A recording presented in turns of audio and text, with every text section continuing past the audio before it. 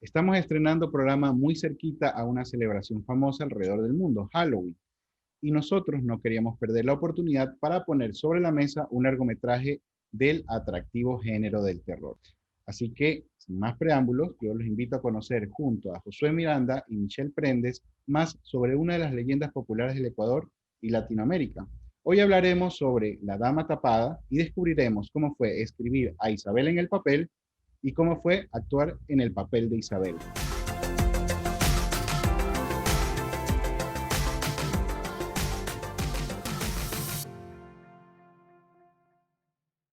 Hola, les doy una calurosa bienvenida al tercer episodio de En el Papel. Josué Miranda es el escritor y director de La Dama Tapada y Michelle Prendes es la protagonista de la obra. Yo, para iniciar, quería dar algunos datos curiosos. La Dama Tapada es la segunda película de Josué Miranda. Michelle Prendes, por su lado, tiene 5 años ya dedicada a la actuación profesionalmente y ambos han tenido la oportunidad de trabajar juntos en algunas producciones, pero tienen dos colaboraciones muy importantes. Además de La Dama Tapada, ellos también repiten sus roles de guionista, director y de actriz en El Secreto de Magdalena, que es la ópera prima de Josué Miranda. Hola Michelle, hola Josué. Hola Andrés, qué gusto y gracias por la invitación. Muy bien, Andrés, muchas gracias y un gusto estar con ustedes. La idea de En el Papel siempre es poder conversar sobre estos personajes memorables que se escriben y cómo tanto los guionistas como los intérpretes viven estos personajes, cómo los pasamos del papel a vivir en el papel. Y dentro del programa, una de las primeras preguntas con las que a mí me gusta arrancar siempre es que podamos entender quién es este personaje. Así que yo te pregunto a ti primero, Michelle, ¿quién es Isabel? Bueno, Isabel es una mujer bastante enamorada de la vida, de su trabajo, de su prometido, de su novio, que luego se hace su prometido, y que luego tiene que enfrentar una prueba muy grande al tener a parte de su vida derrumbada sin tener una salida, para luego al final tener que tomar una decisión. Y yo creo que eso define el destino de Isabel. Y para ti, Josué, ¿de dónde nace Isabel como el personaje que va a protagonizar La Dama Tapada? Creo que Isabel es uno de los personajes más comunes que he escrito. Es una mujer bastante de la vida diaria, no tiene nada especial, es una veterinaria, su forma de ser es bastante regular, es una mujer promedio, creo. Entonces, más un poco Isabel se va manejada por las situaciones que se le presentan, más que por el personaje presente. No es un personaje que en sí es rico, como el personaje de Miranda en Magdalena. Es realmente un personaje que atraviesa ciertas situaciones que hacen que la van moldeando. Entonces es más dirigido es más un tema situacional que un tema del personaje. ¿Por qué tú decides o ves en Michelle el perfil de actriz que podía interpretar de mejor manera a Isabel? Yo creo que hay actores que sirven un poco más, tienen un poco más de un ritmo para comedia, otros que sirven más para drama. Yo creo que Michelle sirve mucho para drama. Creo que sale natural eso y creo que es lo que mejor le resulta como actriz, por lo que he trabajado con ella. Entonces, partiendo de ahí, consideraba que ella podía dar un poco el rango que necesitaba Isabel, ¿no? Porque Isabel sí llega a un punto bastante profundo de su psiquis y sí tiene una progresión y una transformación bastante grande. De la Isabel que tú recibes al inicio de la película, la Isabel que se entrega al final de la película es un giro bastante grande. Entonces, sí confiaba en que ella tenía la capacidad de mostrar un poco en pantalla eso. Y para ti, Michelle, cuéntanos tú qué sentiste cuando recibes el guión, empiezas a leer el personaje y hay la posibilidad de que tú seas Isabel. ¿Qué percibes tú del personaje cuando lo estás leyendo en el papel? Coincido mucho en que Isabel es como que le van llegando cosas en la vida, entonces tiene que ir viendo cómo las afronta. Y sí puedo decir que es algo con lo que me sentí relacionada como en ese instante de la vida. Como cuando tú vas leyendo es, oh, a esta mujer le pasa esto, primero al marido que le pasa tremendo relajo y luego no sabe cómo resolver esto de acá. Yo sí siento que me puedo identificar conforme lo fui leyendo con las cosas que le pasarían, con cuán enamorada estoy, con con las cosas de la vida que te suceden y que tienes que ver cómo las vas resolviendo. En eso me fui identificando con Isabel.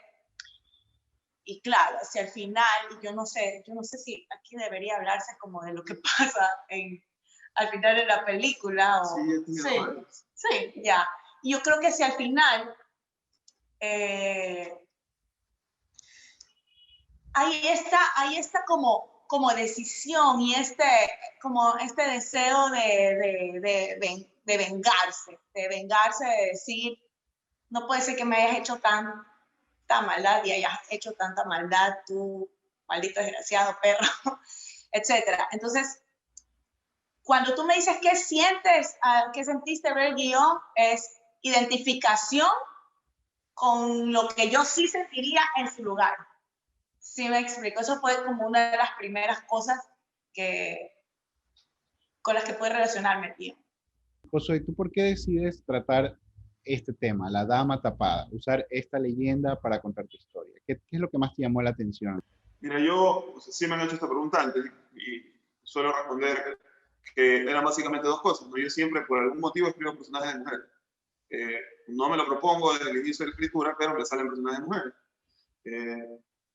Ya escuchando a gente que yo sigo, por ejemplo, Satoshi Kon decía que él escribía personajes de mujeres porque sentía que no tenía ningún prejuicio hacia la psique de una mujer porque no la conoce. Entonces, básicamente, si escribo personajes de hombres, tal vez me maneje por mi reacción personal hacia una situación y no haga un personaje un poco más libre. En el caso de la mujer tengo esa libertad porque realmente no sé cómo procesa la mujer las cosas. Entonces creo que ese es uno de los motivos por los que escribo muchos personajes de mujeres. Los personajes principales de lo que escribo siempre han sido mujeres. Ahora estoy en proceso de una serie web y también es una mujer el personaje principal. Entonces sí es un poco un tema recurrente en mí. Y la otra era que me gusta mucho el género Vengeance, que es un género coreano, que es básicamente un personaje que se venga de algo que le ocurre hacia otro personaje, hacia otro personaje. Entonces era un poco mezclar, la mezcla ideal era una mujer que se venga, entonces es como leyenda el personaje que podía ser perfecto para esa mezcla de la dama tapada. Entonces sí es un poco de líneas que a mí me marcan y que se juntan en este personaje. Vamos a descubrir qué tan conectados están la actriz y el guionista respecto de este personaje, de Isabel. Unas preguntas muy sencillitas, es muy divertido y además nos hemos dado cuenta que a veces no sabemos todo de los personajes. Entonces hemos tenido respuestas muy interesantes. ¿Qué les parece si empezamos con la dinámica? Bueno. Michelle, te pregunto, ¿cuál es la primera impresión que tiene Isabel al momento en que conoce a Aniel? Siento que sabe de lo que habla. Siento que es reacio al trato. Y aunque yo no esté muy convencida de lo que estoy haciendo, siento que debo confiar. Sí me inspira algo de confianza, Aniel, algo. Y no sé a este punto si no me queda de otra, pero al menos él sabe de lo que está hablando. Para Josué, ella siente primero confusión, pero quiere creerle en lo que él dice. No, por ahí. Sí. Josué, Isabel, ¿jugó a la Ouija? ¿Alguna vez pensó hacerlo, pero nunca se atrevió o nunca pensó en hacerlo? No, es como te dije, una mujer común, no sería capaz, creo yo. O sea, no llega a ese punto de, tienes que ponerla, eso es lo que te digo de Isabel, ella no tiene motivaciones internas, se mueve mucho por motivaciones externas, entonces tal vez si la pones en una situación que tenga que hacerlo, lo haría, pero claro, en el pero proceso de así su vida como... no me ha pasado. Ok, y la respuesta de Michelle fue que ella nunca lo ha pensado, nunca se le ha ocurrido. Así que, correcto. No abriste una línea temporal. O sea, yo lo pensaría, pero no, Isabel es otra cosa. ¿Cuándo fue la última vez que Isabel estuvo en misa? Yo no sé si a misa, pero de ley fue a la capilla cuando cayó enfermo Roberto. No sé si a misa, como que voy a la misa así. Y la respuesta No. de Josué es que Isabel fue a misa, bueno, él dijo que fue a misa, pero coinciden en que fue el momento en que el novio cae en coma, según la película, ¿no? ¿Qué fobia o fobias tiene Isabel? Fobia. Fobia. A los gatos. A A los los gatos. gatos. Sí. A los gatos. Entonces yo después tendré que preguntarte. Yo le tengo fobia, no le tengo fobia, pero sí le tengo cierta recelo. Pero de perro, por eso que la ves con gato. Bueno, primero veamos si hay que confirmar si acertó o no. Y te digo que la respuesta de Michelle es que Isabel le tiene fobia a las alturas.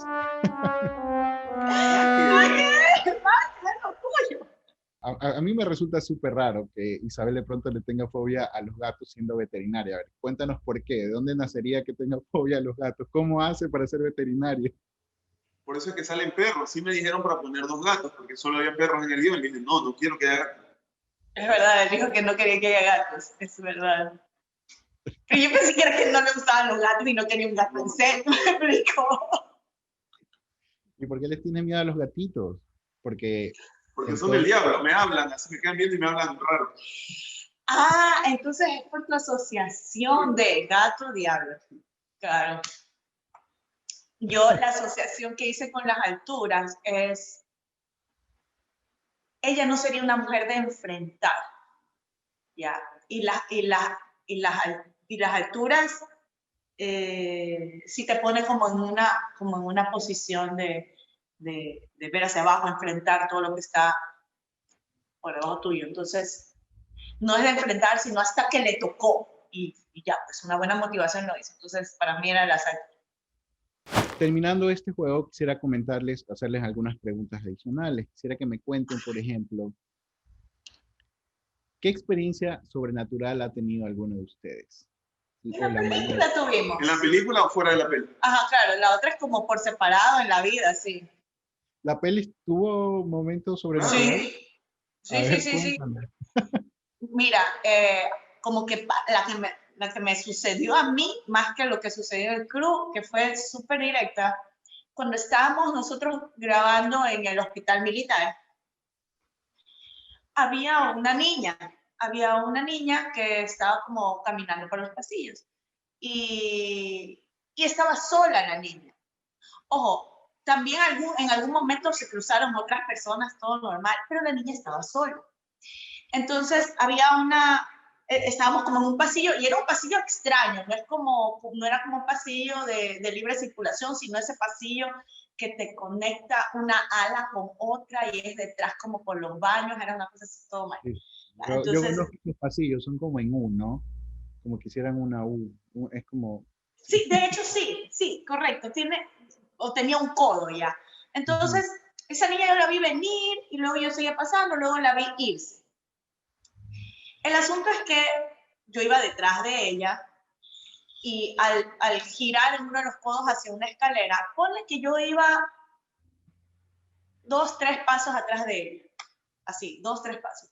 Entonces, ya cuando me toca avanzar hacia la escalera y volteo a verla, ya no estaba, pero no era el tiempo, o sea, lo que quiero decir es que no daba el tiempo para que desapareciera en un tramo de escalera largo, me explico. O sea, debía verla. ¿Cachas? Entonces, como que iba yo súper detrás de ella, así súper pegadita. Cuando volteé a verla, esa niña ya no estaba. Y esto, yo no sé si es porque era de noche, no sé. Exacto, no sé, porque uno también se psicosea. Entonces, yo le conté a Cristian Rojas, el productor, oye, me acaba de pasar algo extraño con una niña, y me coge así, ¡la niña! Así yo, ok. O sea, él también había visto algo, pero ya está. Eso fue muy raro. A mí, eso me pasó a mí. Entonces, yo no... ¿A ti, José, te pasó algo? En Casa Olmedo, grabamos en Babahoyo, Guayaquil Antiguo. Y en Casa Olmedo grabamos la casa del primo y de Elena. Y específicamente ahí estamos grabando, cuando grabamos la escena de la violación a Elena, estábamos grabando en el cuarto donde dormía José Joaquín del Medio. Y eran alrededor de las 2, 3 de la mañana y comenzó a llorar un bebé. pero es como que te llora al lado tuyo, o sea, no es algo que se escucha a lo lejos. Para empezar, el caso Olmedo es aislado, no había nada, no había absolutamente nada, y obviamente no había bebés ahí. Y lo que hace uno inmediatamente es ver al sonidista, y Pablo me dice, sí, como que sí se grabó, de hecho, lo ve llorando. Está grabada. Y en esa misma habitación había un armario, un armario cerrado que era del cuarto mismo, que era ahí del museo, porque eso es un museo ahora, y claramente se sentía un golpe y nos abrían las puertas de ese armario, no estábamos grabando, como que alguien golpeaba desde dentro, y el armario se abría, busca asegurarlo ahí con una vaina para que no se esté abriendo. Sí, era una cosa, sí, una cosa extraña en esa casa Olmedo. A mí me pasó, pero eso fue solo una sensación en esa misma casa Olmedo. Los chicos estaban grabando así mismo en el cuarto y yo ya estaba, como también hice producción, soy la productora, estaba ya disponiendo las cosas para comer. Ya, pero ya te digo, yo estaba en el cuarto de al lado y estaba, sirve. De pronto me invadió un sentido de sal corriendo en este instante, pero sal corriendo en este instante. Yo, pero sí, pero como que se sintió un frío de la nada, así, y yo, ok, voy a buscar a los chicos, solo me fui. Pero eso no tiene mayor explicación, no es algo que vi, pero estaba todo bien y de pronto ese feeling repentino, no es que tenía ideas en mi cabeza, solo vino este feeling, este frío y ya, eso. Y en forma personal, ¿algunos de ustedes han tenido alguna experiencia que no pueden olvidar, que sea sobrenatural? Yo no, y mejor que no, porque ser contra flojo, porque puta parece, no quiero saber es nada. Me encanta averiguar y escribir del tema, pero no experimentarlo en persona. Soy ultra flojo, no me gusta ni hablar del tema. O sea, no, para nada. ¿Qué leyenda ecuatoriana les gusta, les llama la atención? Es su favorita, aparte de la Dama Tapada.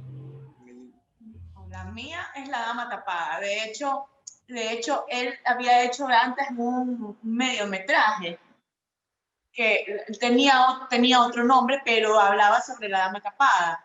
Y a mí personalmente, a mí me fascina esa leyenda, o sea, fuera de la película. Yo leí el cuento, o sea, el cuento con la leyenda que estaba en un libro de primaria cuando yo tenía unos 6 o 7 años. Y yo me quedé como fascinada con esa leyenda, con la leyenda de la Dama Tapada, que asustaba, no me asustaba, que se llevaba a los hombres y los dejaba ahí muertos. Me fascinaba. Y nada, cuando yo vi, él me enseñó el mediometraje, cuando estábamos haciendo el casting para El secreto de Magdalena, nos enseñó el mediometraje. Oye, desde ahí yo así como, hagamos eso. ¿Y eso fue cuándo? ¿En el 2014? En el 2014. No, es que tenemos que terminar eso. Y ya, pues ya, 4 años después ya estuvo así.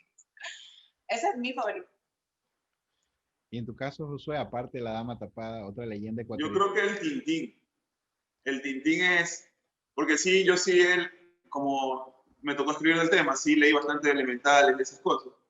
Entonces sí creo que hay bastante profundidad para escribir. Entonces yo sí me considero malo escribiendo porque no tengo hábito de lectura. Entonces, aunque me cueste escribir, sí me parece súper interesante el personaje. O sea, es un man que sufre de enanismo, que tiene cola, que tiene poderes extraños, que sigue a mujeres. Hay algo interesante que a mi mamá se le presentó, porque mi mamá vivía en el campo.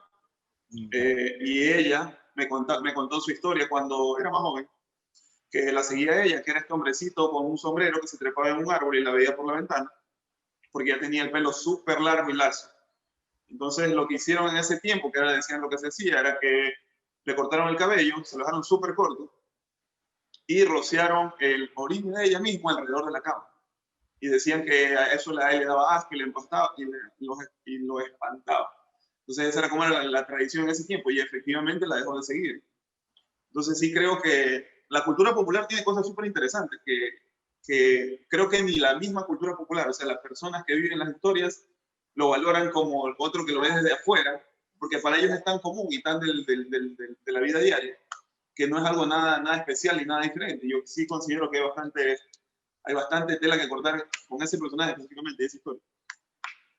Michelle, te quería preguntar si tú crees que Isabel, escuchando la experiencia de José, ¿tú crees que rodearía la cama de orine para salvarse del tintín si lo estuviera persiguiendo o no? No, no. Ella no creería en esas cosas.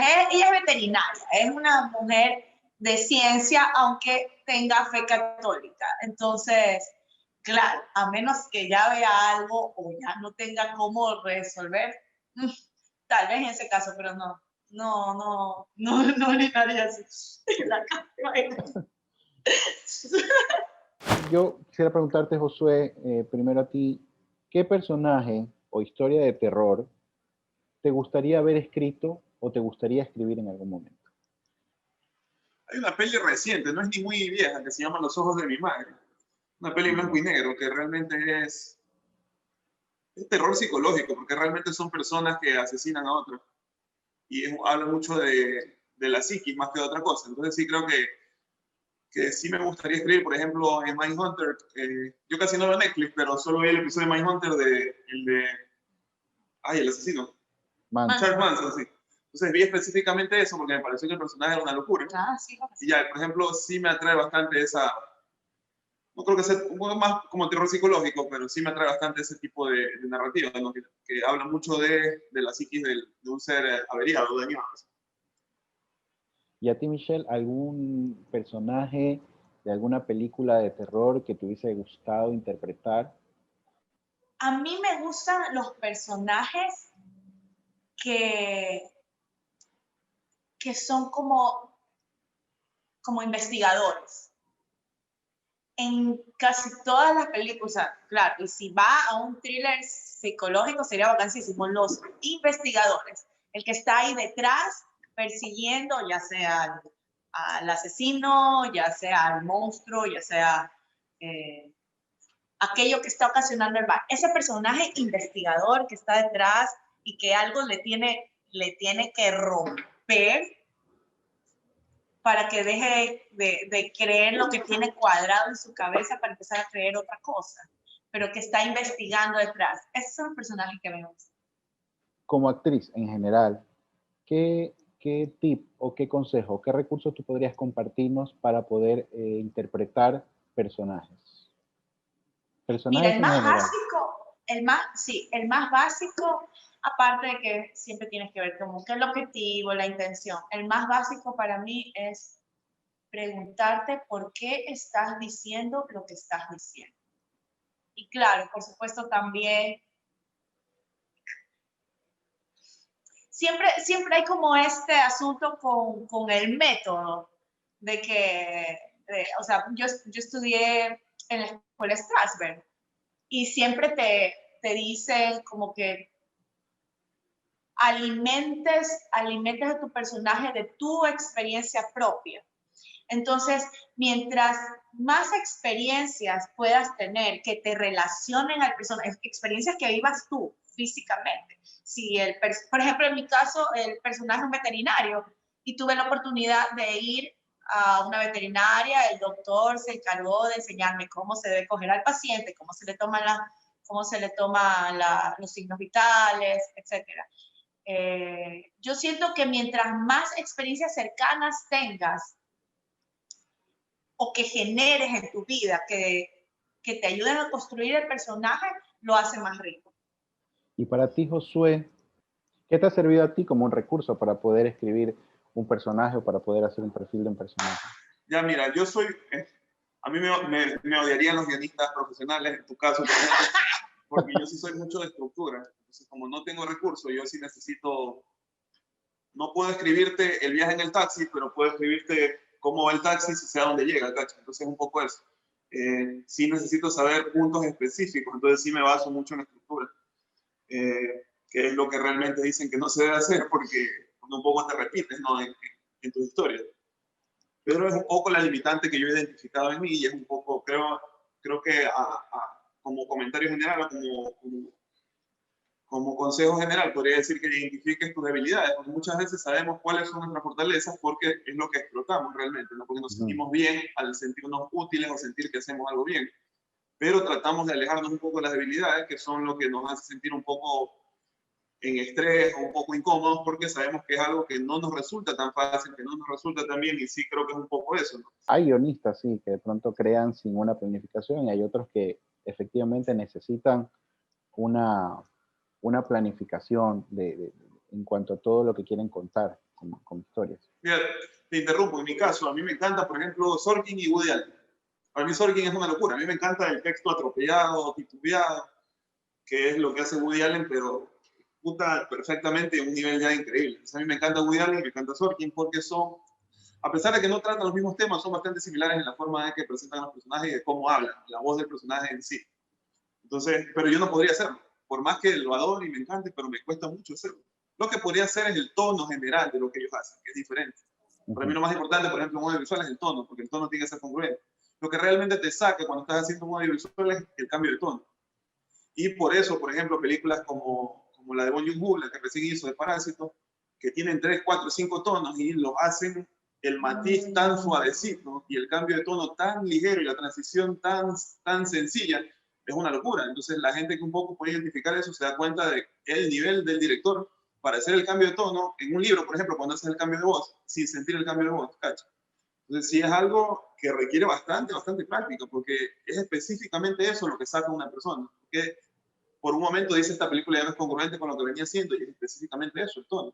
Agradezco por haber participado en este programa, por habernos acompañado hoy. Espero tener la oportunidad de compartir otro programa más adelante con algún nuevo proyecto. Como escuché a Josué, creo que está escribiendo una serie, así que ojalá podamos tener la oportunidad de hablar de ese proyecto más adelante.